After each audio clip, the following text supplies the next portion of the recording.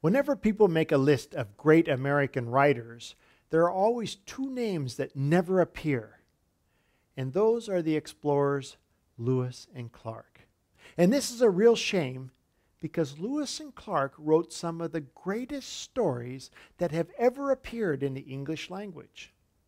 Now, you know Lewis and Clark from their famous expedition where Thomas Jefferson sent them out to explore the western portion of the North American continent. And during this time, they wrote down everything they saw, everything they did, every day they wrote. And these writings, which are in a massive amount of material, something like 800,000 words, are combined together into what we call Lewis and Clark's journals, volumes and volumes of books.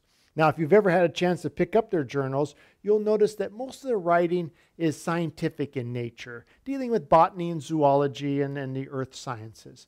And then you'll notice also that part of the writing is sort of like a diary in which they record how many miles they travel each day, or the names of the Indian tribes they meet, or maybe even what they ate for dinner each night.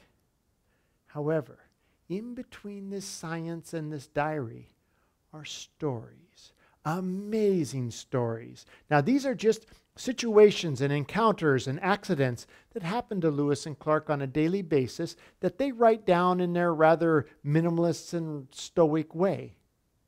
But these stories are wonderful. Some of them are so dramatic they'll have you on the edge of your chair. Some of these stories are so hilarious that you will be rolling with laughter, but all of them are amazing and wonderful stories. So, since most people don't have the time to go through 800,000 words and find these stories, I have done this. I've gone through the journals and I've selected the best of Lewis and Clark. I've put them together in a lecture that I call Babies, Bears, and Bullets, which sort of gives you kind of an indication as to the scope and range and some of the subject matter of these stories. These stories are fun. These stories are educational. These stories are entertaining. And these are the sort of stories that you will never forget.